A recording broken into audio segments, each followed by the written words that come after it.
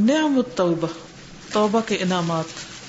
اخی الحبیب، اے میرے پیارے بھائی. اس کتاب میں یہ لفظ بار بار ریپیٹ ہوگا اور یہ ایک بہت ہی اچھا انداز ہے بات سمجھانے کا، اور ایک استاد کو، معلم کو، مربی کو، مبلغ کو ہمیشہ لوگوں کو محبت کے ساتھ، احترام کے ساتھ پکارنا چاہیے اور ان کا اعتماد حاصل کر کے ان تک بات پہنچانی چاہیے.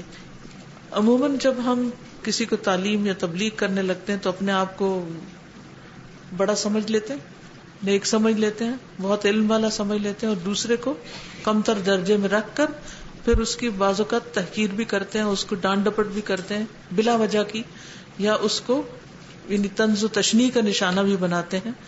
یہ سب طریقے غلط ہیں. نبی صلی اللہ علیہ وسلم کی سنت سے ایسا ثابت نہیں کہ آپ صلی اللہ علیہ وسلم دوسرے کو گناہگار ثابت کر کے یا اس کو ذلیل کر کے اس کو کچھ سکھاتے ہوں، ہرگز نہیں.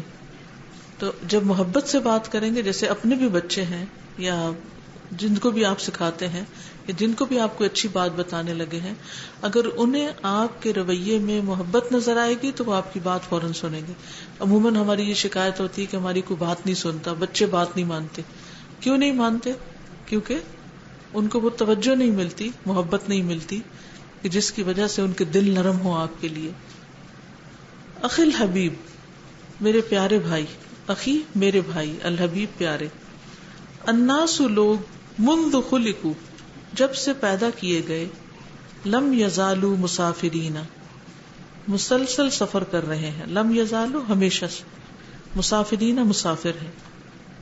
فالدنیا لیست وطنا پس دنیا وطن نہیں، ولا مقرن اور نہ قرار گاہ ہے. جب سے دنیا بنی ہے مسلسل ایک سفر کا عمل جاری ہے. لوگ آ رہے ہیں جا رہے ہیں، آ رہے ہیں جا رہے ہیں. ایسا لگتا ہے جیسے کوئی ایئرپورٹ ہے، یہ ٹرین اسٹیشن ہے، ریلوے اسٹیشن ہے. اگر آپ کبھی جہاز پر جائیں تو ایئرپورٹ پہ بیٹھے ہوئے ہوں تو آپ دیکھیں گے کہ ایک فلائٹ آتی ہے، پھر دوسری آتی ہے، پھر تیسری آتی ہے، پھر اس میں سے لوگ اتر جاتے ہیں، پھر دوسرے لوگ اس پہ چڑھ جاتے ہیں، پھر ایک چلی جاتی ہے، پھر دوسری چلی جاتی ہے، پھر تیسرے. عام طور پر جو بزی ایئرپورٹس ہوتے ہیں اس میں مسلسل یہی سلسلہ چلا جا رہا ہوتا ہے کہ جہاز لینڈ کر رہا ہے، جہاز ٹیک آف کر رہا ہے، جہاز لینڈ کر رہا ہے، جہاز ٹیک آف کر رہا ہے. تو دنیا میں بھی اسی طرح کچھ لوگ لینڈ کر رہے ہوتے ہیں اور کچھ لوگ ٹیک آف کر رہے ہوتے ہیں اسی وقت میں. یعنی دنیا میں کچھ لوگ پیدا ہو رہے ہوتے ہیں جس وقت، کچھ لوگوں کی روحیں لی جا رہی ہوتی ہیں، موت کے فرشتے ان کے گرد منڈلا رہے ہوتے ہیں اور ان کی روح قبض کر رہے ہوتے ہیں. تو کوئی آ رہا ہے، کوئی جا رہا ہے. فالدنیا لیست وطنا ولا مقرا دنیا نہ وطن ہے نہ قرار کی جگہ ہے، یہ رہنے کی جگہ ہی نہیں ہے. ایئرپورٹ کتنا بھی کمفرٹیبل ہو، آپ بزنس کلاس لاؤنج میں ہو، وی آئی پی لاؤنج میں ہو، لیکن جس وقت آپ کی فلائٹ اناؤنس ہوتی ہے تو آپ کو جانا ہی ہوتا ہے. اسی طرح جس وقت موت کا فرشتہ آ جاتا ہے تو پھر دنیا سے جانا ہی ہوتا ہے، کوئی بھی یہاں رہ نہیں سکتا. بل ہی معبر و ممر بلکہ یہ پل ہے اور گزرگاہ ہے. معبر یعنی عبور کرنے کی جگہ، پل، اور ممر گزرنے کی جگہ، یعنی ایک پیسج ہے. ولا ينتهي السفر اور نہیں ختم ہوتا سفر، الا بالقدوم علی اللہ مگر اللہ تعالی کی طرف آنے پر ہی. یعنی واپس سب اللہ کی طرف جا رہے ہیں. جیسے ہم کہتے ہیں نا، انا للہ و انا الیہ راجعون، بے شک ہم اللہ کے لیے ہیں اور اللہ ہی کی طرف لوٹ کر جانے والے ہیں. فمن احسن فی سفرہ تو جس نے اچھا کیا اپنے سفر میں، یعنی جس نے اپنا سفر اچھی طرح گزارا، اچھے کام کیے. کوفئ بالنعیم، کوفئ بدلہ دیا جائے گا، بالنعیم نعمتوں کے ساتھ، المقیم ہمیشہ کی، دائمی دائمی نعمتوں کے ساتھ بدلہ دیا جائے گا، فی الجنت جنت میں. ومن اساء فی سفرہ اور جس نے اپنے سفر میں برا کیا، جوزئ جزا دیا جائے گا، بدلہ دیا جائے گا، بالعذاب العلیم فی جہنم عذاب علیم کے ساتھ جہنم میں، جہنم میں اس کو سزا دی جائے گی. فالسعید تو خوش قسمت وہ ہے، من تأہب جس نے تیاری کی، جو کمر بستہ ہوا، لہذا سفر، اس سفر کے لیے، واستعد لہ، اور اس نے اس کی تیاری کی. خوش قسمت کون ہے؟ جو تیاری کے ساتھ سفر کرے. واتخذ لہ زادا من التقوی والعمل الصالح، اور اس نے لے لیا زاد راہ تقوی اور عمل صالح میں سے. یعنی اس نے اچھا سفر کس کا گزرے گا؟ جس کے پاس سفر کا سامان اچھا ہوگا. اور آخرت کے سفر کا سامان کون سا ہے؟ تقوی اور عمل صالح. اور یہ جو کیفیت آپ بتا رہے تھے نا کہ ہر لمحہ اپنا جائزہ لیتے رہنے کی ضرورت ہے. اگر غلطی ہو گئی تو بھی توبہ کرنی ہے، اور اگر نیکی کر کے غرور آ گیا تو بھی توبہ کرنی ہے. اگر نیکی کر کے کسی پر احسان جتا دیا تو بھی توبہ کرنی ہے. اگر کسی کے بارے میں بدگمانی آ گئی تو بھی توبہ کرنی ہے. اگر وسوسے آ گئے تو بھی توبہ کرنی ہے. ہر دم ہمیں واپس پلٹتے رہنا ہے، لوٹتے رہنا ہے اللہ کی طرف. کیونکہ اگر نہیں لوٹتے خود اپنے شوق سے تو ایک دن تو لوٹنا ہی ہے، ایک دن تو پلٹنا ہی ہے، واپس جانا ہی ہے، اللہ کے سامنے کھڑے ہونا ہی ہے. والشقی، اور بدبخت وہ ہے، من جس نے ضیع ضائع کر دی، امورہ اپنی عمر، فی الغفلۃ غفلت میں، والمعصیۃ اور نافرمانی میں. فکان قدومہ، تو ہوگا اس کا آنا یا واپسی، علی ربہ اپنے رب پر، قدوم العصاتی نافرمانوں کا سا آنا، والمذنبین اور گناہگاروں کا، والمجرمین اور مجرموں کا. تو جس نے اپنی عمر کو غفلت اور نافرمانی میں ضائع کر لیا تو اس کا اپنے رب کے پاس جانا نافرمانوں، گناہگاروں اور مجرم لوگوں کا سا جانا ہوگا. تو اس لیے انسان اپنے اس سفر کو بہت احتیاط کے ساتھ گزارے، مجرم بن کر نہیں بلکہ محسن بن کر. والعبد فی سفرہ الی اللہ، والعبد اور بندہ فی سفرہ اپنے سفر میں، الی اللہ طرف اللہ کے، لا بد ان یقع منہ نہیں کوئی چارہ اس سے کہ ہو جائے اس سے، ما لا یحمد جو نہیں پسندیدہ، من الاقوال اقوال میں سے، والافعال اور اعمال میں سے. یعنی انسان جو بھی سفر کر رہا ہے اس سے کچھ نہ کچھ ضرور ہی ناپسندیدہ اقوال، باتیں یا اعمال ہو ہی جاتے ہیں. اور ہم ہر روز اس کا ایکسپیرینس کرتے ہیں کہ اپنی کتنی ہی باتوں پر ہم ریگریٹ کرتے ہیں کہ یہ نہ بولا ہوتا، اس کے بولنے کی کیا ضرورت تھی، اس کے بغیر بھی کام چل جاتا. اسی طرح کچھ کام ایسے ہو جاتے ہیں کہ جو کر کے ہم راضی نہیں ہوتے، خوش نہیں ہوتے، دل بوجھل ہوتا ہے. کیوں ایسا ہوتا ہے؟ لأن الانسان غیر معصوم، کیونکہ انسان معصوم نہیں، معصوم فرشتہ نہیں، اس لیے ایسا ہوتا ہے. وہو دائم النسیان والغفلۃ، اور وہ ہمیشہ بھول چوک اور غفلت میں پڑا رہتا ہے. انسان مسلسل بھولتا ہے اور غافل ہو جاتا ہے، ہمیشہ بھولنے والا اور غفلت میں پڑنے والا ہے. ولما كانت المعاصی سبب سخط اللہ علی العبد وانزال العقوبۃ به لم يترك الله عز وجل عباده اسرا للمعصیۃ وعرضة للحیرة والقلق، بل انعم علیہم بنعمۃ عظمی ومن علیہم بمنۃ کبریٰ، وهي ان فتح لهم باب التوبة والانابۃ، ولولا ان وفق الله عباده الى التوبة وانعم عليهم بقبولها لوقع العباد في حرج شديد واصابهم اليأس من المغفرة وقصرت هممهم عن طلب القرب من ربهم وانقطع رجاؤهم من العفو والصفح والمسامحة. ولما كانت، اور جب کہ ہیں، المعاصی گناہ، سبب سخط اللہ اللہ کی ناراضگی کے، علی العبد بندے پر، و انزال اور اتارنے کے، العقوبتی سزا کو، بھی اس پر. یعنی کیونکہ گناہ جو ہیں وہ اللہ کی بندے پر ناراضگی اور سزا نازل کرنے کا سبب ہے. یعنی جب انسان غلط کام کرتا ہے تو اس سے اللہ تعالیٰ کی ناراضگی اور غصہ نازل ہوتا ہے. لم یترک اللہ عز وجل، تو نہیں چھوڑا اللہ تعالیٰ نے، عبادہ اپنے بندوں کو، اسرا قیدی، للمعصیت گناہ کا.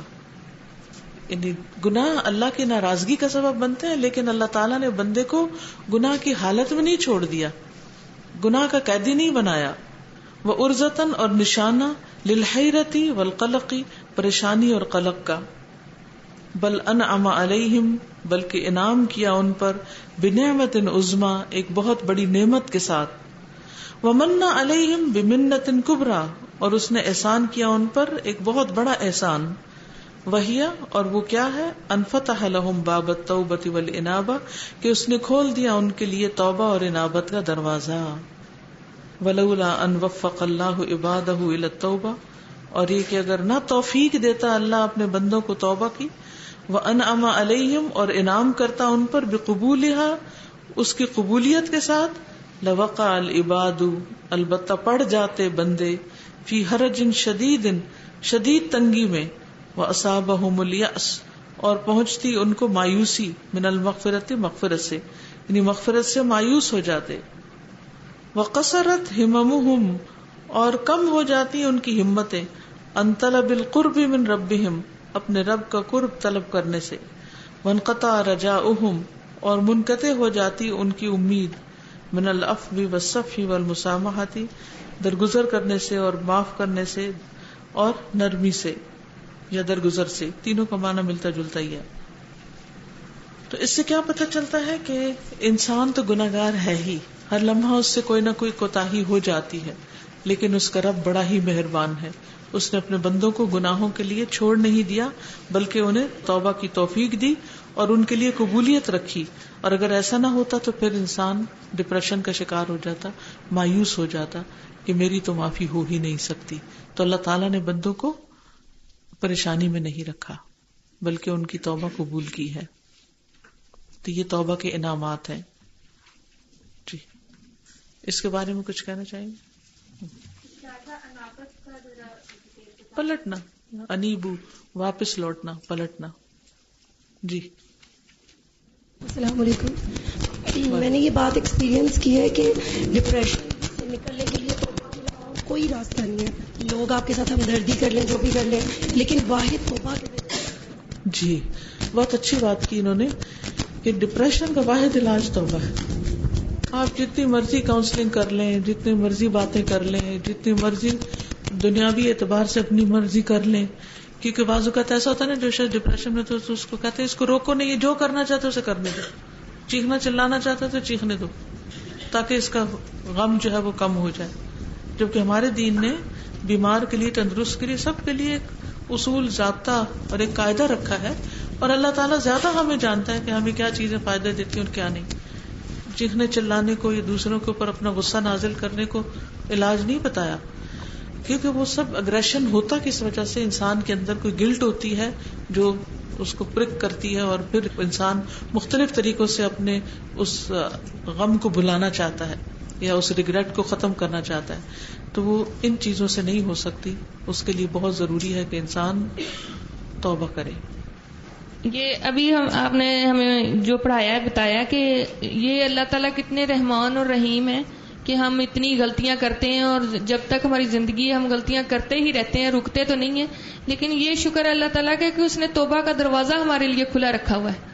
اور دنیا میں جب ہم کسی انسان سے توبہ کرتے ہیں تو وہ ہمیں معاف نہیں کرتے, لیکن اللہ تعالیٰ بار بار کتنا رحمان ہے کہ وہ ہم اتنی غلطیاں کرتے ہیں اور ہمیں بار بار معاف کرنے والا ہے. اور ہمیں یہ بھی اللہ تعالیٰ فرماتے ہیں کہ میری طرف پلٹو, لوٹو, مجھ سے معافی مانگو, میں معاف کرنے والا ہوں. آپ دیکھیے کہ جب انسان غلطی کرتا ہے, دوسرے انسان کے حق میں کوئی کوتاہی کرتا ہے یا اللہ کے حق میں کوتاہی کرتا ہے, تو لوگ اس سے نفرت شروع کر دیتے ہیں, برا بھلا کہتے ہیں. وہ توبہ, وہ معافی مانگے, ایکسکیوز کرے, وہ پلٹے, وہ رجوع کرے, لوگ اس کو موقع ہی نہیں دیتے.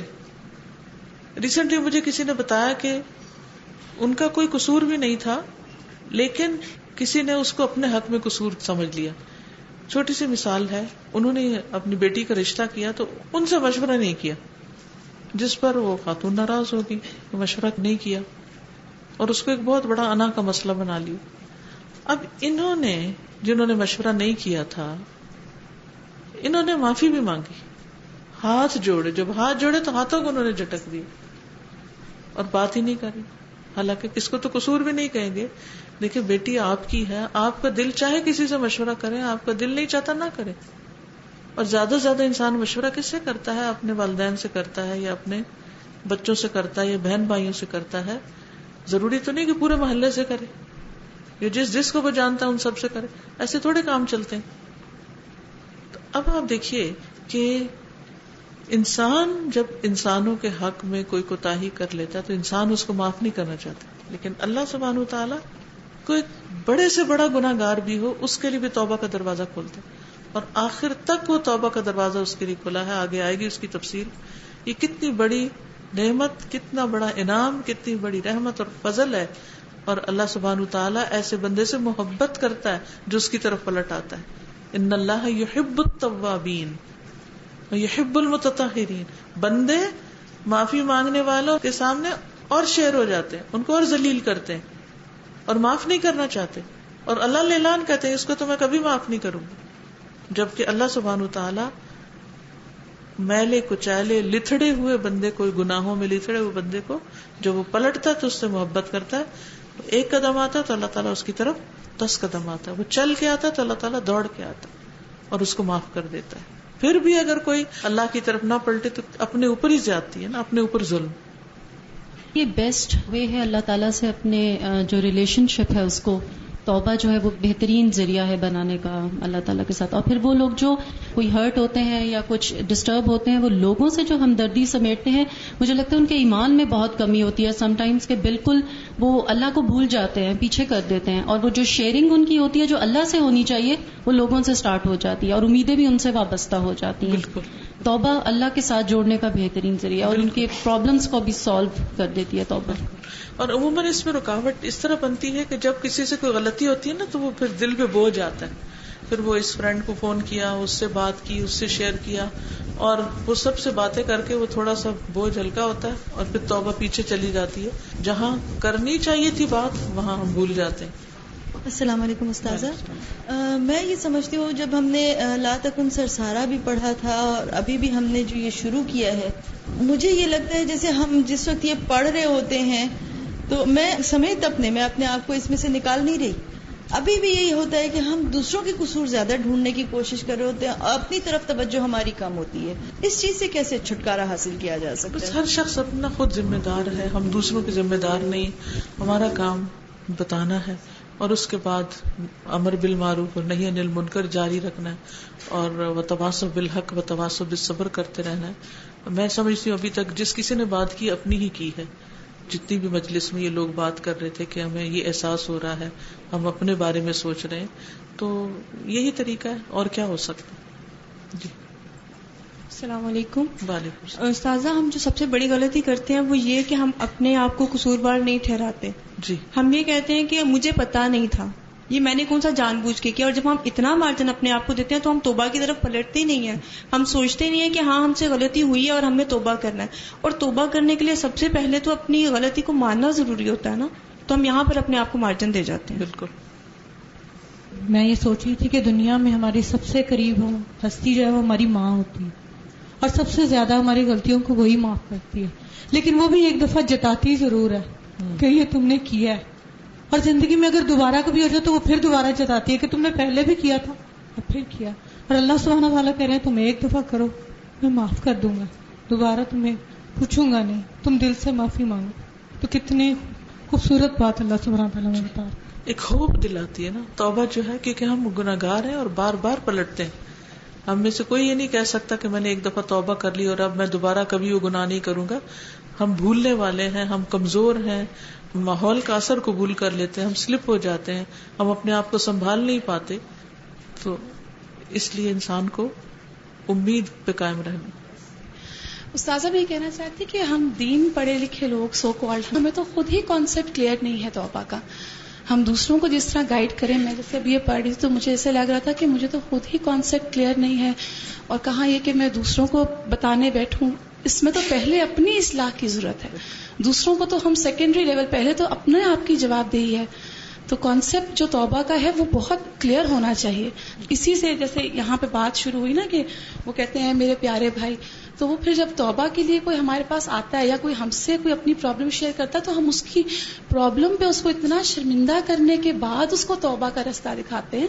حالانکہ اللہ سبحانہ تعالیٰ نے تو کہا کہ گناہوں پہ اسراف بھی ہے تو میرے پاس آ جاؤ. چلیے